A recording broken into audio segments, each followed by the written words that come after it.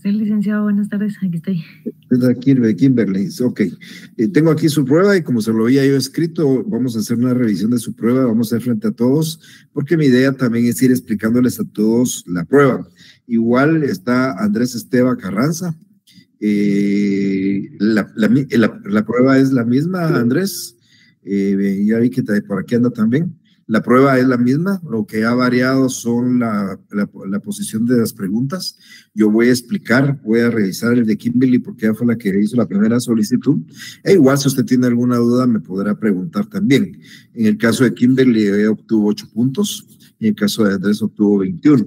Y como les decía, mi intención es que en esta revisión que vamos a hacer, que va a tardar unos 15 minutos, podamos ir captando nosotros en qué nos equivocamos a la hora de nuestra evaluación, para aquellos que tienen algunas dudas todavía de su prueba.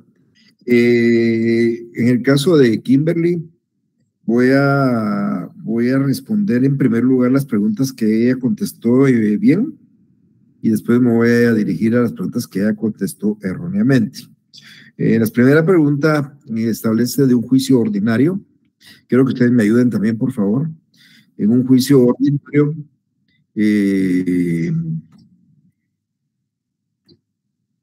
promovido en contra de su cliente, la señora María Eugenia Soto Aguirre, ¿en qué plazo se interpone un recurso de casación? ¿Se recuerdan ustedes en qué plazo se interpone el recurso de casación?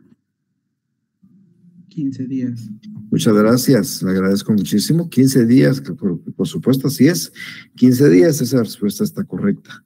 A su oficina comparece la señora María Eugenia Soto Aguirre manifestándole que en un terreno que linda con su propiedad se encuentra un árbol próximo a caer. Teme que el mismo ocasione daño a su vivienda y desea obtener una orden judicial para derribar. ¿Lo que van a promover ustedes acá?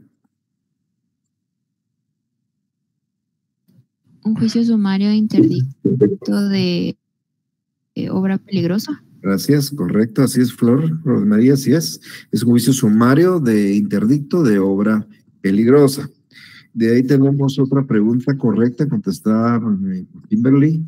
Notifican una demanda de un juicio sumario interdicto de despojo promovido por su cliente, la señora María Eugenia Soto Aguirre. ¿Dentro de qué plazo debe interponerse una excepción previa, preclusiva? En un juicio sumario, ¿qué plazo hay que interponer una excepción previa preclusiva? 2 días. Los primeros 2 días. Gracias, Diego. Gracias, Flor de María. Los primeros 2 días, correcto. ¿Qué medio de impugnación procedería en contra de un auto que resuelve una excepción previa dentro de un juicio de menor cuantía, promovido por su cliente, la señora María Eugenia Soto Aguirre, y el mismo contiene términos ambiguos? ¿Qué recurso es? ¿Excepción previa de demanda defectuosa, licenciado? No, digo, ¿qué medio de impugnación? Un remedio procesal de la aclaración. aclaración. Ajá. Es aclaración. Es la aclaración. No hay términos ambiguos, aclaración, se ha omitido algo, ampliación, y si no estamos de acuerdo con la sentencia, pues apelación, por supuesto, ¿verdad? De ahí hay otra pregunta también correcta, contestada. Usted probó un juicio sumario de entrega de bien mueble a requerimiento de su cliente, la señora Eugenia Soto Aguirre. ¿Cuánto tiempo se habrá aprobado este proceso sumario de entrega de bien mueble? 15 días. Gracias, muy amable, Flor de María. Usted, dentro de un juicio sumario de interdicto de obra peligrosa promovido por su cliente, la señora María Eugenia Soto Aguirre, pretende probar los hechos con un medio de prueba directo. ¿Cuál es el medio de prueba directo con el que podemos probar los hechos? Reconocimiento judicial. Solo Flor de María me contesta. ¿Qué está pasando, mis estimados amigos? Miren, una preguntita, está por acá Jacqueline Reyes.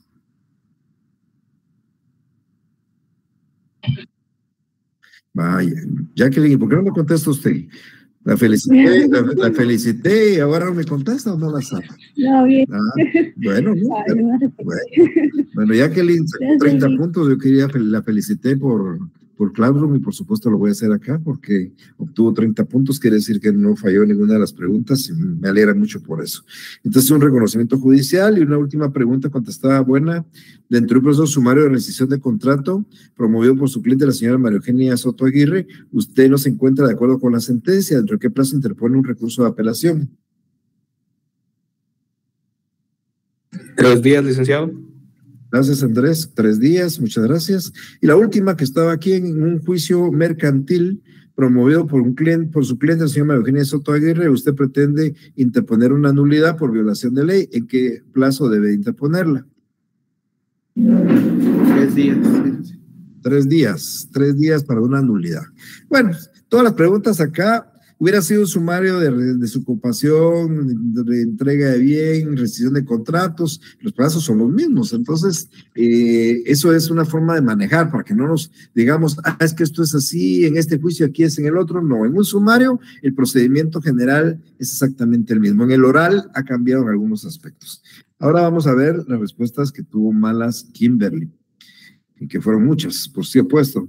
En un proceso de arbitraje promovido por su cliente, la señora María Eugenia Soto Aguirre, ¿qué recurso procede en contra del laudo arbitral? A ver, ¿quién se recuerda? El recurso en contra del laudo arbitral.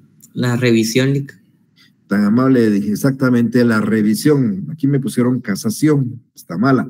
La casación explicaba ya no existe dentro del proceso de arbitraje. Yo expliqué que la ley de arbitraje ya solo estableció la revisión, entonces ya no procede la casación en materia de arbitraje. Luego dice, en un juicio oral promovido por su cliente, la señora María Eugenia Soto Aguirre, usted no se encuentra de acuerdo con una sentencia que omitió resolver sobre un asunto pretendido por ustedes. ¿Qué medio de impugnación interpondría? Estamos hablando de una sentencia donde se omitió resolver sobre un punto. ¿Qué medio de impugnación? Ampliación, licenciado. Gracias, ampliación, correcto. Ampliación, aquí me pusieron apelación. Luego, en un juicio sumario promovido por la señora, usted interpone una excepción previa de falta de personalidad. ¿Cuál es el trámite de esta excepción previa?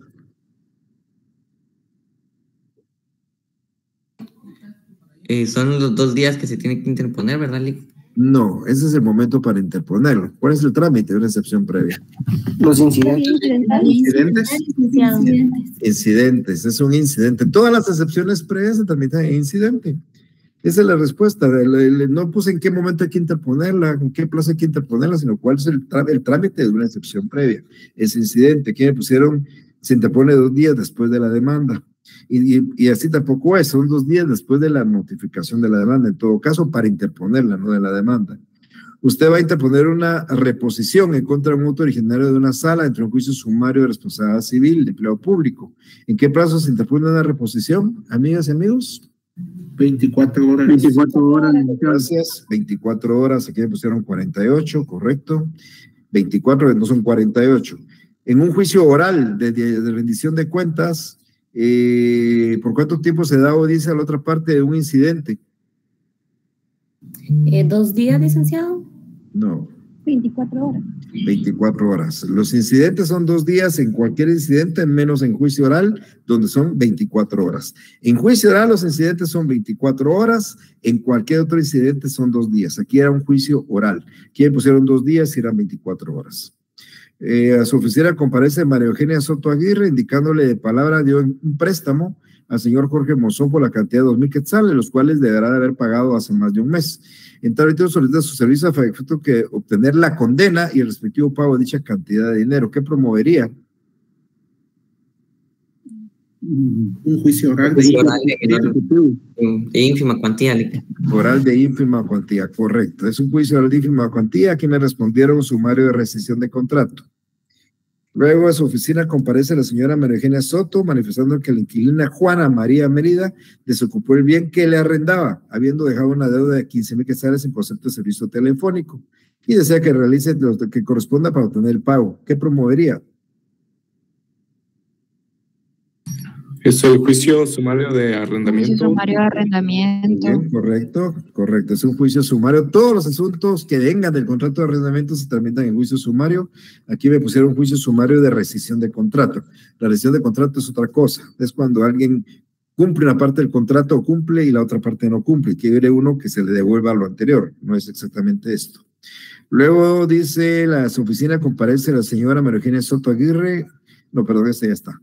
¿Qué requisito debe cumplirse dentro de un juicio oral de alimentos para que el juez cite a la otra parte a prestar declaración de parte?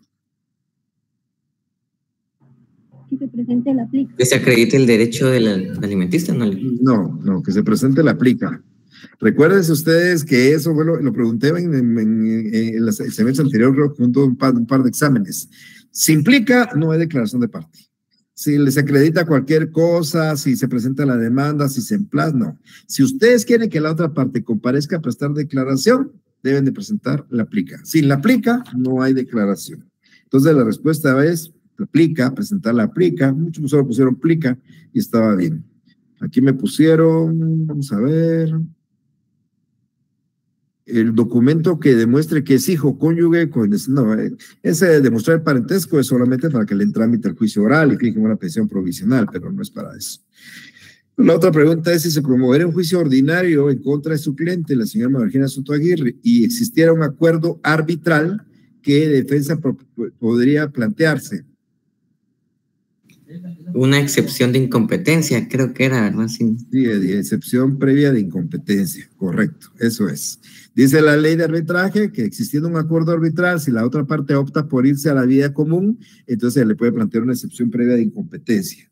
Aquí me pusieron que no se habrá acordado, que no se haya acordado el arbitraje, no está malo.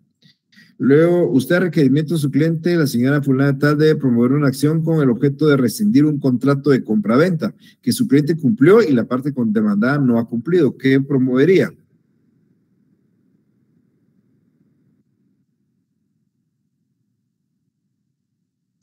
Juicio sumario de rescisión de contrato, licenciado. Gracias, Andrés. Juicio sumario de rescisión de contrato.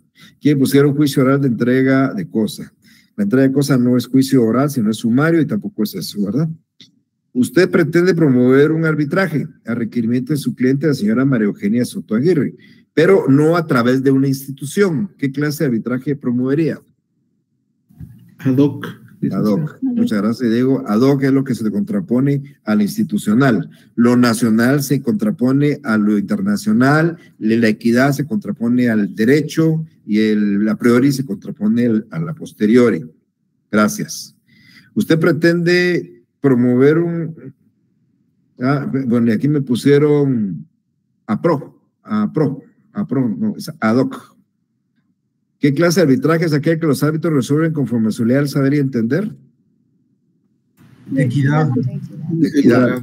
De derecho me pusieron aquí, es de equidad. Indique un proceso en el cual la rebeldía significa aceptación de la demanda o confesión de los hechos. Menor cuantía. Menor cuantía no. Menor cuantía no. Ínfima cuantía, perdón. Ínfima cuantía. Captancia. Cactancia. De familia. Rendición de cuentas. Cualquiera de esas estaba correcta. Rendición de cuentas, ínfima cuantía, alimentos, cactancia estaba correcta. Aquí me pusieron el no contestar la demanda. No tiene nada que ver. Luego me preguntan dentro de un proceso sumario, interdicto de apego deslinde, promovido por su cliente, el juez violó el procedimiento en una diligencia de reconocimiento judicial. ¿Qué medio de impugnación interpondría al violar el procedimiento? Una nulidad. Una nulidad, correcto. Mire, aquí no dije que fuera nulidad, aquí sería una nulidad por vicio en el procedimiento, pero solo con poner nulidad estaba correcto. Aquí me pusieron, vamos a ver.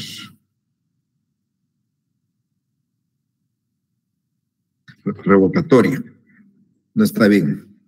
En un juicio oral de alimentos promovido por ¿en qué plazo después de la segunda debe señalarse la tercera audiencia? 10 días. 10 días, licenciado. 10 días, muchas gracias. 2 días le pusieron acá. Dentro de un proceso oral promovido por su cliente, fulano de tal, se dictó una resolución de trámite que a su criterio es contraria al procedimiento establecido en la ley. ¿Qué plantearía? La revocatoria. Gracias, revocatoria, gracias, Jacqueline. Revocatoria, aquí me pusieron nulidad. La nulidad, cuando es una resolución de trámite, es revocatoria. De ahí los señores Carlos López y Francisco García constituyeron mediante escritura de número tal, autorizada por notario tal, entidad hombres de paz, sociedad anónima. Dentro de una de las cláusulas de la escritura de constitución se redactó un acuerdo por el cual ambos acordaron como medio de alternativo a la resolución de los conflictos que se resolviera conforme a derecho, excluyendo la controversia de la jurisdicción del órgano judicial. ¿Qué plantearían? Arbitraje. Excepción de incapacidad. Arbitraje. Es arbitraje, pero es arbitraje de derecho. Porque me puse conflicto de derecho, arbitraje de derecho. Aquí me pusieron juicio oral de jactancia. En un juicio oral de alimentos promovido por su cliente María Eugenia Soto Aguirre, usted va a interponer una excepción previa. ¿En qué momento procesal? En la primera audiencia de interponerse. Contestar la demanda. Al contestar la demanda. Aquí me pusieron 2 días después de la demanda. De ahí, en un proceso de arbitraje promovido por su cliente, señora fulana tal, cuya cuantía es de 40,000 quetzales, conteste, si no hay acuerdo, ¿cuántos árbitros forman el tribunal arbitral? Uno, licenciado. Uno, licenciado. Un árbitro. Aquí me pusieron 3. De ahí, usted promueve un juicio oral de jactancia a solicitud de su cliente, la señora fulana tal. ¿En qué plazo debe señalarse de ser necesario una segunda audiencia? 15 días, licenciado.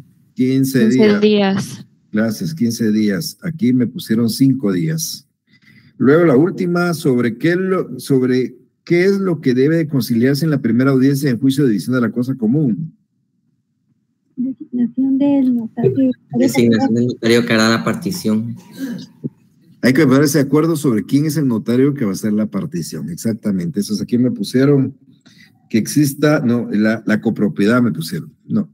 Pero bien, miren, esto es un ejercicio porque mi idea es, escucho, no, yo me imagino que la mayoría saben las respuestas, pero no contestan, alguien se les adelanta, tienen ganas de contestar, no se atreven. Bueno, no importa. Lo importante es que esto sea un ejercicio para ello.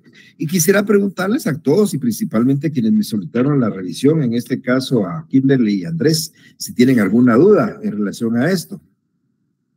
En el caso de Andrés, las malas que tiene es que solo me puso arbitraje, no arbitraje de derecho en la primera pregunta. No me puso lo de la aplica, sino me puso que quitar la representación. Me puso excepción de litispendencia cuando era excepción de incompetencia. Me dejó en blanco la pregunta 16 sobre los árbitros que resuelven conforme suele leal, saber entender que son de equidad. Me planteó la nulidad en contra de una sentencia que cometió resolver sobre un asunto. Las sentencias no son objeto de nulidad, quise aclaración, ampliación, en todo caso apelación. Me puso como medio de prueba directo la representación judicial, ¿no? Era el reconocimiento judicial, no la representación judicial. Me imagino que no se recordó muy bien. De ahí me planteó en un contrato de compraventa, no me puso rescisión de contrato, juicio sumario nada más, es sumario de rescisión de contrato, como he explicado. El trámite, una excepción, que es el trámite incidental, que fue lo que puso malo. Y de ahí, en la última pregunta, el respectivo pago de dicha cantidad de dinero que promovería. En el caso de 2,000 quetzales, que era un juicio oral de ínfima cuantía, me puso una declaración de parte. Me imagino que él quería hablar de una prueba anticipada, pero se llama prueba anticipada de declaración jurada sobre hechos personales, no se llama declaración de parte, porque todavía no hay partes. Cuando es una declaración jurada sobre hechos personales, es previo al proceso, no hay partes. Ya cuando hay partes, se llama declaración de parte, pero ahí no la puede promover si previamente no promovió un juicio. Así que les pregunto, tanto a ambos solicitantes de la revisión, Andrés y a Kimberly, así como a cualquiera de ustedes, si tienen alguna duda, quieren que les aclare algo más de este examen, yo con mucho gusto lo hago. Este es un buen momento para hacerlo. Disculpe, licenciado, si yo tenía duda, ¿me podría repetir lo que dijo acerca de esa declaración jurada y declaración de parte? Sí, Andrés. Cuando yo explicaba en algún momento las pruebas anticipadas, recordé que había una declaración jurada sobre hechos personales, así se llama.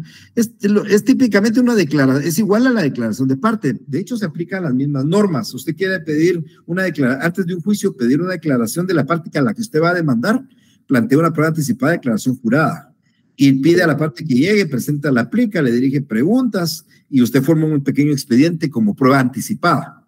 Aquí se llama declaración jurada sobre hechos personales. Así se llama la prueba anticipada. Ahora, cuando usted ya está en un juicio sumario, ordinario, oral, y usted quiere que la otra parte preste y confiese, usted pide la declaración de parte. Ambas pruebas buscan la confesión, solo que una se presenta antes del juicio, se llama declaración jurada sobre hechos personales como prueba anticipada, y la otra se llama declaración de parte. Como le reitero, lo que buscan. Y yo explicaba en su oportunidad y vamos a verlo a partir del día de hoy, que un título ejecutivo es la confesión prestada judicialmente. Entonces, si usted quiere obtener un título de ejecución, podría llamar al deudor a que haga una declaración jurada sobre hechos personales y confiese que le debe dinero, que el dinero ya es exigible, que no se lo ha pagado, y ese documento le podría constituir título de ejecución, pero no dentro de un proceso, sino previamente a plantear el proceso. Excelente, licenciado, sí. Y con el tema ese de la respuesta donde puse solamente sumario, no me recuerdo muy bien la pregunta, siempre debo poner juicio sumario de lo que me esté preguntando. Sí, Andrés, ¿sabe qué pasa? Que si usted llega y le dice al juez, vamos a ponerlo de dos maneras. Vengo a promover un interdicto de despojo, el juez le va a decir, bueno, ¿qué vía es ordinaria, es sumaria, es oral? ¿Qué vía? Entonces, un sumario, interdicto de despojo. Si usted vengo a promover un sumario, pero no le dice de qué, le va a preguntar, ¿es interdicto, es una rescisión, es una entrega de bien mueble, es un arrendamiento? Entonces, se denomina así, vengo a promover juicio sumario de tal cosa, juicio oral de tal cosa, así debe de establecerse, ¿no? Muy bien, muchas gracias, licenciado, ya estoy claro. Gracias. ¿Alguien más? Bueno, el día de hoy vamos a introducirnos ya a los procesos de ejecución. El tema va a ser corto, por dos cosas. Primero, porque es una parte introductoria, es una parte general, y aparte de eso, les cuento que no estoy en muy buenas condiciones de salud. Estoy en este momento con un gran malestar de amígdalas, pero vamos a tratar de avanzar y entrar con esta parte general. Es una parte muy corta, daré unos 15, 20 minutos para explicarla, y el día jueves yo ya voy a hablar individualmente de los procesos de ejecución. Cuando nosotros hablamos de ejecución, viene siendo un sinónimo de cumplimiento. Es decir, si alguien dice, mira, ya ejecutaste tal cosa, ya cumpliste con tal cosa. O sea, la palabra ejecución viene siendo un sinónimo de cumplimiento. ¿Pero qué es lo que se cumple? Bueno, se cumplen las obligaciones. Entonces, el tema medular sobre el que recorre este tema de procesos de ejecución son las obligaciones. Y yo voy a tratar de recordarles a ustedes qué es una obligación. Me acuerdo ya a lo lejos. Dice que la obligación es una relación jurídica que existe entre dos personas, una llamada acreedora y otra deudora, por la cual la parte acreedora puede constreñir al deudor en un dar, en un hacer o en un no hacer. Entonces, la obligación consiste en aquella relación en la cual un acreedor puede exigir de un deudor un dar, hacer o un no hacer. Y también les debo recordar que la ley regula las fuentes de las obligaciones. Es bien interesante porque también cuando ustedes estudiaron García Maínez, si es que lo leyeron en el primer año, se pusieron a leer las fuentes del derecho.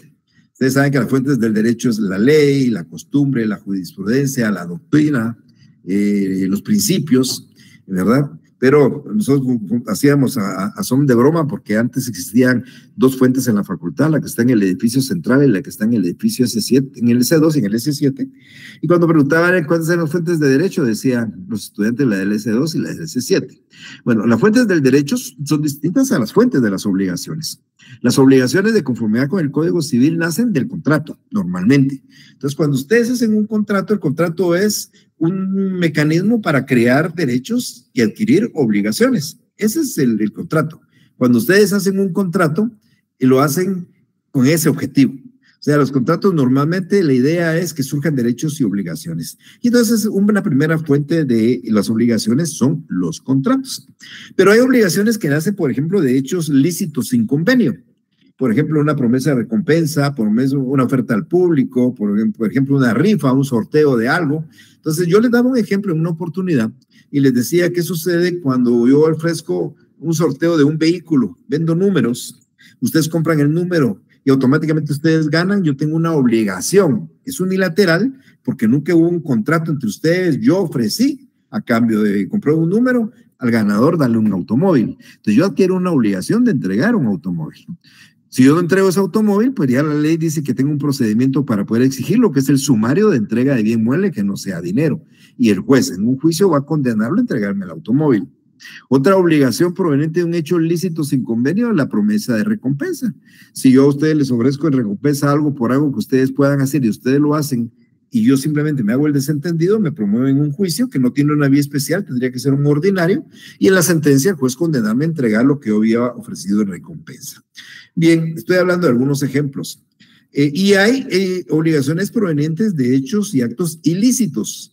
Y la ilicitud se da, por ejemplo, en un accidente de tránsito, cuando yo ocasiono daños o perjuicios, golpeo a una persona, la mando al hospital y la persona pasa un mes sin poder trabajar, aparte tuvo que pagar servicios médicos y yo tengo que resarcirle en todo esto. Si yo cumplo con eso, si yo ejecuto eso, no habrá ningún problema, pero si no, pues habrá que promover una acción, en este caso, para que en una sentencia se condene a la persona. Entonces, las obligaciones hay que cumplirlas. Pero muchas de las obligaciones deben de constar para que se promueva una ejecución en un título que se llame título de ejecución. Si la obligación no consta en un título de ejecución, tengo que promover un juicio de conocimiento. Me explico de otra manera. Si yo con ustedes tengo un accidente de tránsito donde ustedes me chocan mi carro, me lo destruyen, que vale 100,000 quetzales, pero llegamos a un acuerdo y ustedes me firman un documento legal ante un notario donde se reconocen pagarme los 100,000 quetzales de los daños en un plazo de tiempo, yo tengo un título, no tengo que ir a promover un juicio ordinario. Pero si ustedes no se reconocen de eso, tengo que promover un juicio ordinario para que en la sentencia los condenen y la sentencia sea mi título. ¿Qué sustituye? La sentencia es un título de ejecución, el acuerdo al que arribamos ante un notario también es un título de ejecución. Entonces, siempre he dicho yo, y es un refrán que se maneja entre el grupo de abogados, a mí me gusta utilizarlo mucho, más vale una mala negociación o un buen juicio. Entonces, si ustedes dentro de una negociación pueden obtener un título de ejecución, es mejor. Casualmente hoy platicaba con un par de amigos con los que desayunaba y me decía una de ellas, que es auditora y que no es abogada, me decía, mire, Lick, a mi hija la citaron de parte de una tarjeta de crédito para decirle que le iban a decretar el embargo de sus salarios y no pagar la tarjeta de crédito. Pero mi hija lo que hizo fue firmar un convenio con la tarjeta de crédito. Bueno, ¿qué pasó?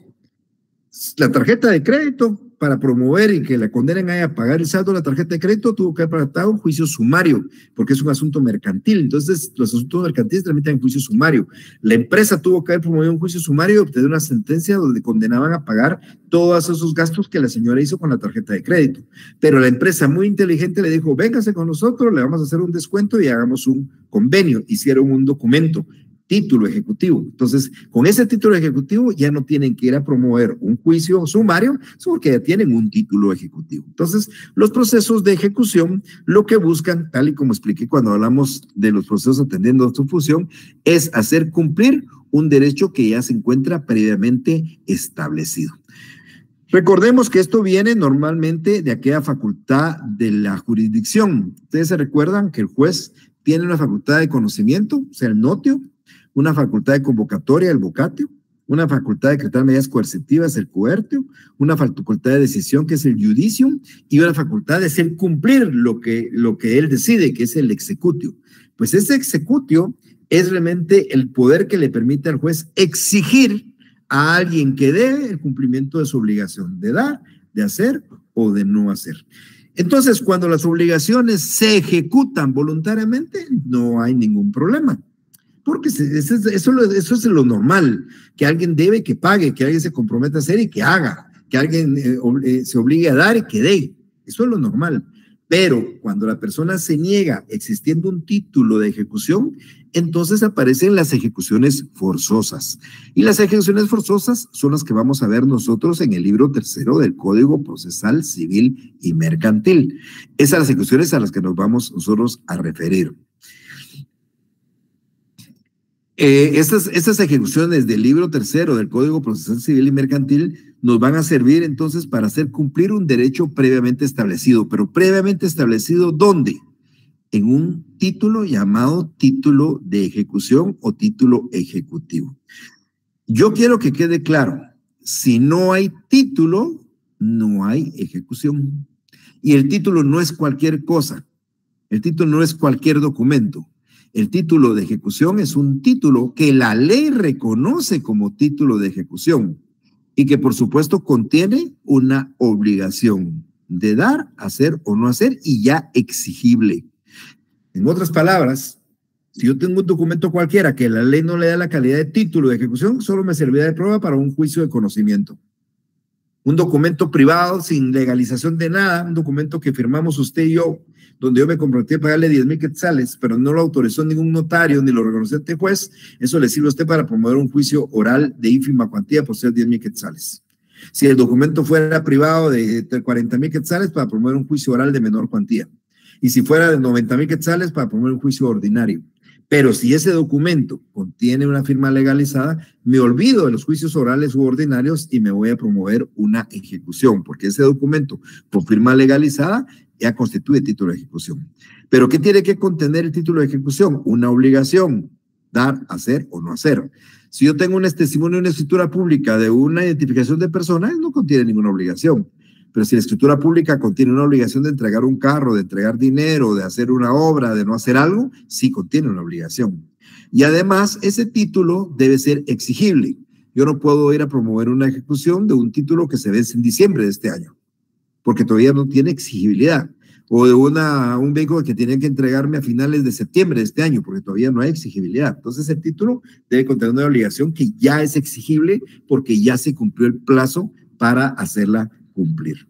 Entonces, esto es lo que constituye una ejecución procesal, un procedimiento por el cual el ejecutante, recuerda que así se llama el demandante o acreedor, exige al ejecutado o deudor ante un órgano jurisdiccional el cumplimiento forzoso de una obligación exigible contenida en un título de ejecución. Puede ser judicial, típicamente judicial, una sentencia de un juicio ordinario, sentencia de condena de un juicio ordinario, una sentencia de condena de un juicio oral, una sentencia de condena de un juicio sumario. Ejemplo, una sentencia de condena de juicio sumario, la que condena a pagar las rentas; de un juicio oral, la que condena a pagar alimentos; de un juicio ordinario, el que condena a pagar un monto de daños y perjuicios. Entonces, eso es un título judicial. Y un extrajudicial, una escritura pública de algo, un documento privado con legación de firmas de algo, una transacción celebrada en escritura pública. Bueno, de esos títulos yo voy a hablar oportunamente, porque tienen que aprender ustedes también cuáles son los títulos que se pueden ejecutar. Entonces, ¿cuál es la naturaleza jurídica de este proceso de ejecución? Pues el fin primordial es hacer cumplir el derecho que ya fue reconocido en un título de ejecución. Reconocido ya sea voluntariamente por quien adquirió la obligación o forzosamente por decisión de un juez. Tenga muy presente que aquí no discutimos la existencia o inexistencia de un derecho. El derecho ya existe. El derecho ya debe constar en un documento conocido como título de ejecución. Yo no puedo ir a alegar una ejecución si no tengo el derecho en un título de ejecución. Entonces tiene que existir el título, y si existe el título, pues puedo ir a promover la ejecución. ¿Qué características tiene un proceso de ejecución? Bueno, en primer lugar, diría que la primera característica del proceso de ejecución es su finalidad, que es hacer cumplir forzosamente una obligación exigible. Forzosamente, ¿por qué? Porque si no cumple, pues entonces el juez le va a embargar bienes y con sus bienes se va a cumplir la obligación pendiente. Entonces es forzoso. Ese va a ser el mecanismo, exigir de manera forzosa al deudor el cumplimiento de una obligación. Y el segundo aspecto es que siempre tiene que haber un título de ejecución. Se requiere esa cuestión como un aspecto obligatorio. No hay ejecución sin título. Solo si existe título hay ejecución. De tal manera que si un día yo les digo a ustedes, voy a adelantarme un ejemplo, quiero promover un proceso en contra de un señor que me debe 10,000 quetzales y firmó un documento privado, y le voy a poner otro ejemplo, el mismo señor que me dé los mismos 10,000 quetzales en un documento privado con legalización de firmas, ¿qué van a hacer? En el primer caso hay que promover un juicio de conocimiento y eso va a servir de prueba. Un juicio como son 10,000 quetzales, un juicio de ínfima cuantía. Y en el segundo proceso voy a promover una ejecución. Me voy a obviar el juicio de conocimiento porque si yo no tengo título, el documento privado sin legalización me va a servir de prueba para obtener una sentencia en el juicio oral de ínfima cuantía, sentencia que será mi título de ejecución. Mientras que si el documento está firmado y legalizado por un notario, ya tendré título de ejecución y tendré que obviar, no tendré por qué plantear un juicio de conocimiento para obtener una sentencia. Y aquí vamos a hablar de 3 elementos importantes de la ejecución. Los 3 elementos son necesarios para que exista un proceso de ejecución. Y para eso voy a utilizar un pequeño ejemplo, parte verdad, parte mentira, parte inventada, que les quiero comentar, que traslado yo para tratar de explicar esto. ¿Qué sucede? Que hace 38 años, cuando acabamos de graduarnos, un compañero, le hablaron, recién puesto a su oficina, le hablaron para promover una ejecución. le presentaron un título de ejecución por 5 millones de quetzales. No, 10 millones de quetzales. Promover una ejecución de 10 millones de quetzales conforme al arancel corresponde cobrar más o menos 1,5 millones de honorarios. Y hace 38 años, cuando al amigo le hablaron de la ejecución de 10 millones de quetzales, estaba muy emocionado. Tan emocionado que cuando llegó, no sabía ni qué iba a hacer, no sabía ni qué iba a plantear, solo sabía que eran 10 millones de quetzales y que podía obtener una buena cuota de honorarios. Y entonces se iba tan contento que fue con su esposa, él le invitó a cenar, casi siempre comía en su casa frijolitos y huevitos, y ese día le invitó a un restaurante caro. Además de eso, le ofreció a la esposa para que el día siguiente fuera a buscar una casa. Ya no iban a alquilar, sino iban a comprar una casa en propiedad, un townhouse de esa época muy, muy de moda. Y además de eso, que se compraron su carro. Va a tener derecho a comprar un automóvil japonés. 0 kilómetros, no usadito. Porque él ya estaba haciendo chinchilete con el negocio, él ya estaba vendiendo el venado y aún no lo había casado. Pero pensemos y veamos qué era lo que él tenía. A él le presentaron una escritura pública que contenía una obligación de pagar 10 millones de quetzales. ¿Tenía el título de ejecución? Sí. Ustedes van a ver en el transcurso de estas exposiciones que vamos a dar el jueves y la semana siguiente, que el testimonio de una escritura pública es un título de ejecución. Entonces él contaba con un título de ejecución. Contaba con ese documento que la ley establece que es de ejecución. Ese documento contenía una obligación de pagar 10 millones de quetzales y era exigible porque había vencido. Entonces él contaba ya con un título de ejecución.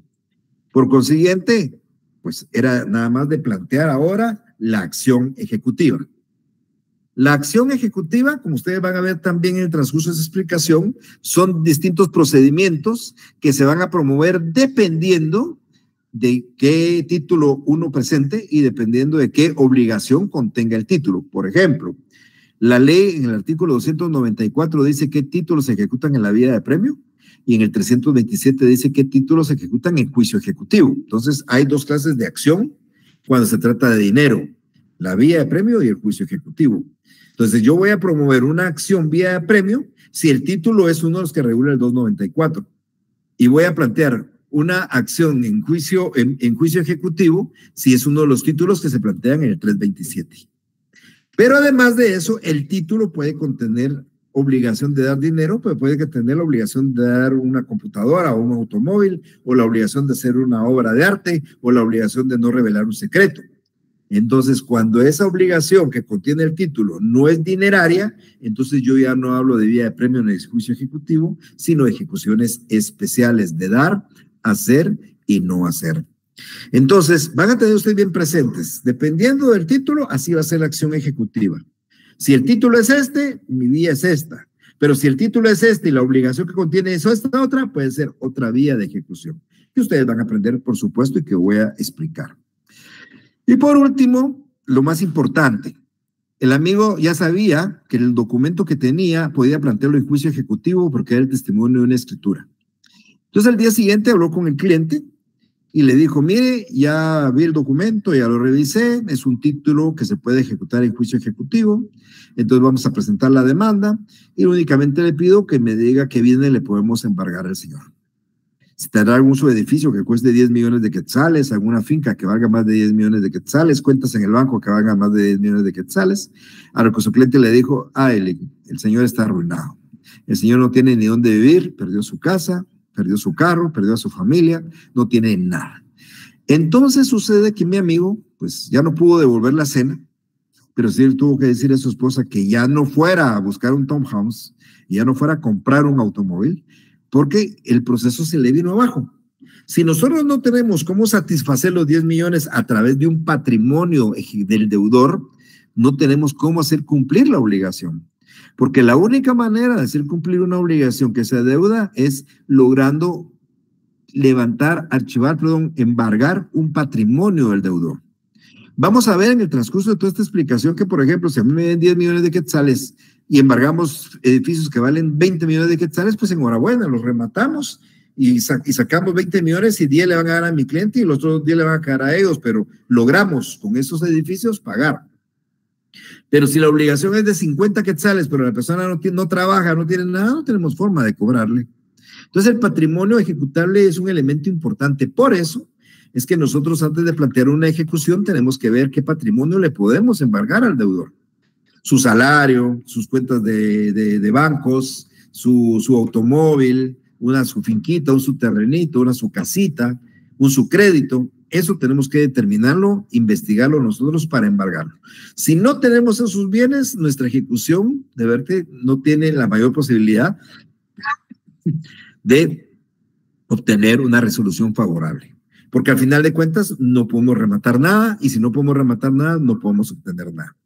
Y ese patrimonio ejecutable, ese en terreno para pagar 10 millones de quetzales, puede servir también para cubrir los daños y perjuicios por no dar un vehículo que se desapareció, o por no hacer una obra de arte que no quiso hacer el pintor, o por haber revelado un secreto que no tuvo que haberse revelado. Se compensa. Entonces siempre, en cualquier ejecución, sea ejecución de vía de premio, juicio ejecutivo o ejecuciones especiales, hay un elemento fundamental que se llama patrimonio ejecutable. Entonces, ¿cuáles son los 3 elementos importantes del juicio ejecutivo? Bueno, 1, un título ejecutivo; 2, la acción respectiva ejecutiva; y 3, un patrimonio ejecutable. Eddie, por favor.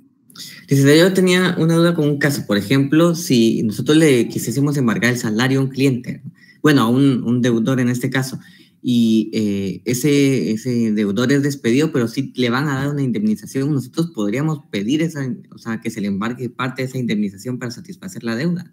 Sí, por supuesto. Sí, hay aspectos que no son embargables, por ejemplo, las pensiones, pero la indemnización se le puede pedir y que pague la parte y que le entreguen lo demás, por supuesto. Ok, muchas gracias. ¿Y cómo se solicita? Igual presentando. Mire, pues hay dos mecanismos para solicitar un embargo. Previamente al juicio ejecutivo, que se llama medidas cautelares, ¿sí? Yo planteo un proceso cautelar de embargo y le pido el embargo al juez antes de plantear el juicio ejecutivo. O, que es lo normal, con el juicio ejecutivo. Al plantear la ejecución, yo pido medidas cautelares y el juez me decreta medidas cautelares, se embarga la indemnización.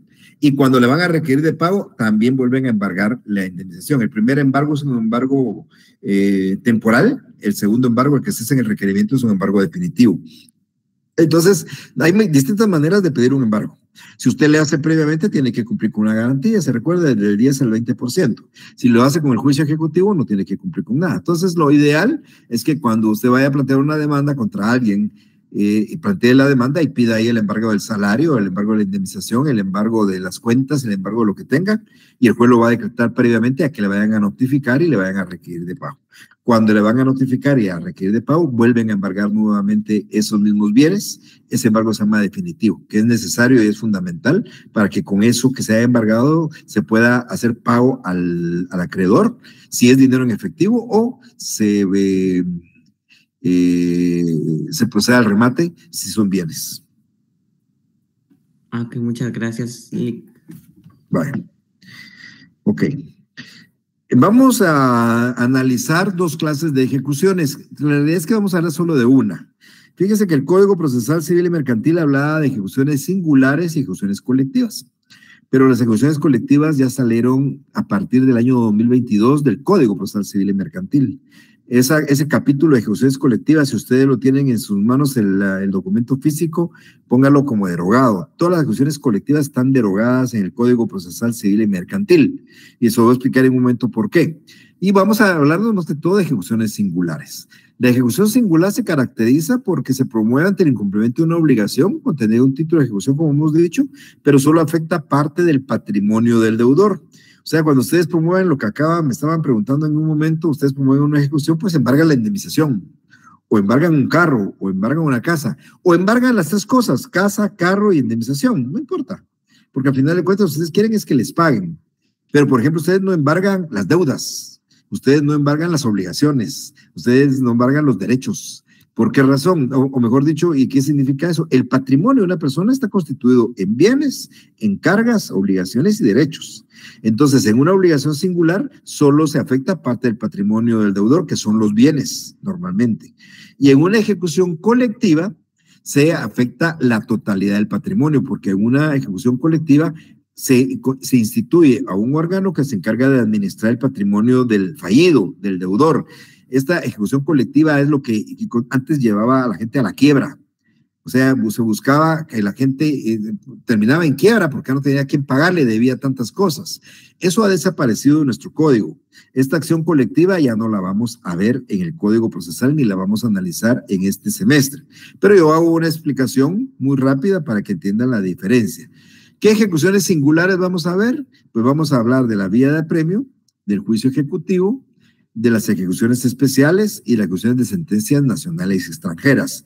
Estas ejecuciones especiales, a su vez, se dividen en ejecución especial de dar, ejecución especial de hacer, ejecución especial por quebrantamiento de la obligación de no hacer y la ejecución especial de escriturar. Eso es lo que vamos a estar viendo nosotros.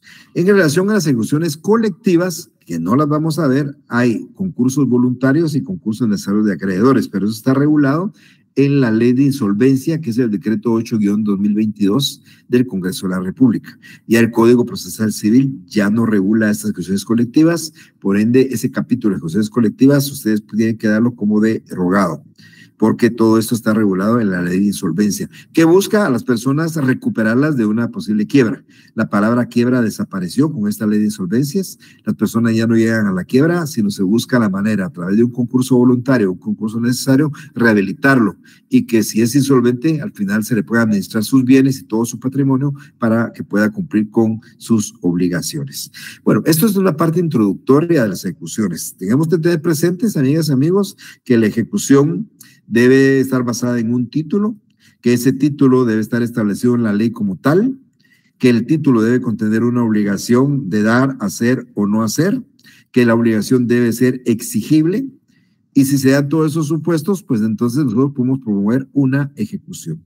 A partir del otro jueves, este jueves, yo ya voy a hablar de juicios de ejecución en la vía de apremio. De una vez voy a adelantar, lamentablemente voy a tener que retirarme un poquito temprano por una elección en la que vamos a participar en el Instituto de Derecho Notarial, y la elección tengo que trasladarme de donde esté hacia el lugar, y entonces voy a salir unos minutos antes de la hora programada. Vamos a tratar de abordar lo demás, pero para que ustedes, pues, de una vez de la justificación de que mi clase no va a durar mucho el próximo jueves por ese compromiso que me surge y que no me da tiempo de llegar al lugar desde donde voy a estar hacia el centro de votación. Pero vamos a tratar de abordar ya temas de la vía de apremio. Esa vía de apremio es como el prototipo del proceso de ejecución, así como el ordinario es el prototipo del juicio de conocimiento. La vía de apremio es el que sirve de base para los procesos de ejecución singular, juicio ejecutivo, ejecuciones especiales, dar, hacer o no hacer. Aquí se lo voy a estar explicando yo. Voy a estar hablándoles cuáles son los títulos de ejecución que regula el Código Procesal Civil, tanto para la vía de apremio como para el juicio ejecutivo. Les voy a hablar de las excepciones en el juicio ejecutivo, de la oposición en el juicio ejecutivo. Van a saber ustedes que en un juicio ejecutivo ya no hay contestación de demanda negativa o afirmativa. Aquí no existe eso. Aquí se opone uno a la ejecución o plantea excepciones. Van a saber ustedes que no hay excepciones previas y perentorias, solo se llaman excepciones. En algún caso son las mismas, o pueden ser las mismas y otras, y en otro caso pues son otras muy particulares, pero todo eso lo vamos a estar explicando en nuestra próxima sesión de clase. Así que les dejo en uso de la palabra para cualquier duda o inquietud que tengan en este momento, pues resolver. Licenciado, disculpe, ¿podría repetir una vez más los supuestos del proceso de ejecución? ¿Los supuestos perdón? De este proceso de ejecución. Los elementos. Sí, licenciado, perdón. Bueno, mire, el proceso de ejecución tiene 3 elementos importantes. Primero, tiene que existir un título de ejecución, y eso vamos a hablar de qué es. Normalmente es un documento que la ley reconoce como título y que contiene una obligación. Luego, una acción ejecutiva. Dependiendo del título, dependiendo de la obligación que tiene, así será la acción ejecutiva que hay que promover. Acabo de hablar que hay vía de apremio, hay juicio ejecutivo, ejecución especial de dar, ejecución especial de hacer, ejecución por quebrantamiento de la obligación de no hacer. Entonces, ¿por qué hay distintas clases de ejecución? Porque los títulos contienen distintas clases de obligaciones. Entonces, dependiendo qué título es y dependiendo qué obligación contiene, vamos a promover una vía de apremio, un juicio ejecutivo, una ejecución especial de dar, de hacer o de no hacer. Y el tercer elemento importantísimo es el patrimonio ejecutable. Si no tenemos patrimonio ejecutable, no podemos hacer cumplir forzosamente una obligación, ya sea dar dinero, ya sea dar un carro, porque si yo me comprometo a dar un carro y el carro no lo doy y lo desaparezco, ¿cómo se compensa ese carro? Con dinero. Hay que embargarle bienes al deudor y rematarle bienes para con dinero compensar la entrega del vehículo. ¿Cómo compenso a alguien que me ofreció hacer una pintura y no la hizo? Con dinero. Y ese dinero tiene que estar en patrimonio ejecutable. Entonces, el patrimonio ejecutable es el tercer elemento importante de la ejecución, sin el cual, lógicamente, no podríamos hacer cumplir la obligación, valga la redundancia, incumplida. Gracias, licenciado, muy amable. A usted, Betsy, por favor. Buenas tardes, licenciado. Tengo una pregunta. Cuando hablamos de la ejecución de vía de apremio y el juicio ejecutivo, no sé si lo estoy diciendo correctamente, estamos hablando de obligaciones de pagar dinero líquido. Dinero. Ambos. Así es. Cuando el título contenga obligación de pagar dinero, va a ser o vía de apremio o juicio ejecutivo. ¿Y de qué depende? Si el título que contiene obligación de dinero está en el 294, es vía de apremio. Si el título que contiene obligación de pagar dinero está en el 327, es juicio ejecutivo. Ahora, si el título, que normalmente es el 327, contiene una obligación de dar un vehículo, es una ejecución especial de dar.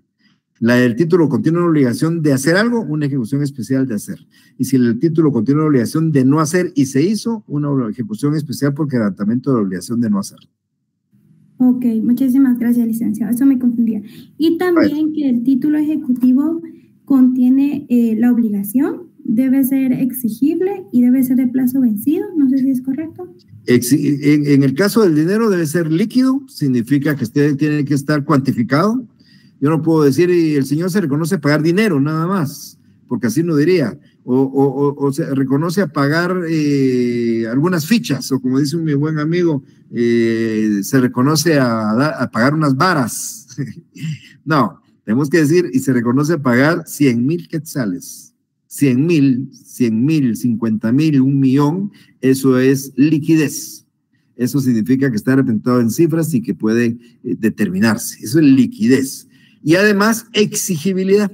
Quiere decir que esos 100,000 quetzales ya tuvieron que haberse pagados. No, ya se cumplió el plazo, si fuera por plazo, o ya se cumplió la condición, si fuera una condición. Ah, ok. Muchísimas gracias. Claro. Gracias, licencia. A usted, Betsy. Bueno, ¿alguien más? Sí, Amilza, por favor. Discúlpele, yo únicamente era por un problema que tuve conforme a la nota. Ajá. Es que fíjese que yo no aparezco en el listado, me di cuenta. Entonces no tengo nota. Fui a verificar, ¿verdad? Ahí a control. Y me dijeron que yo aparecía asignada en otra sección, tuve un problema. Ya. Pero yo me hice el examen con usted. Entonces les dije que me ayude, que podía hacer, ¿verdad? Y decidí quedarme aquí en la sección donde estoy con usted, entonces solo que hablara con usted. Y me cambiaron a la sección, a esta, ¿verdad? ¿Usted ya revisó el acta? Ahora ya está ahí. En la asignación. No, en el acta oficial. Usted ya aparece en el acta oficial. No he revisado. Pero... bueno, tiene que ver que esté ahí. Porque yo no puedo incorporar ningún nombre en el acta. A mí me aparece el acta y lo único que yo hago es introducir notas. Entonces, si usted no aparece en esa nota, ¿de qué es que sección es la que, verdad? Sí. Mire, pues, actualmente un examen tengo que no aparece. Amilza Valeria Colindres. Sí. Sí. Aquí lo tengo. Ah. Pero tiene que aparecer en el cuadro. Y para que aparezca en el cuadro, ya si usted aparece, solo me avisa, me pone un mensajito, me manda un correo y yo le introduzco y la reviso y si ya está ahí la pongo. Ah, muy bien. Muchas gracias, buenas tardes. Disculpe. Gracias, licenciado. Entonces voy a hacer... Ahí me avisa, me cuenta. Tengan feliz tarde entonces. Nos vemos el próximo jueves a la misma hora. Gracias. Gracias, licenciado.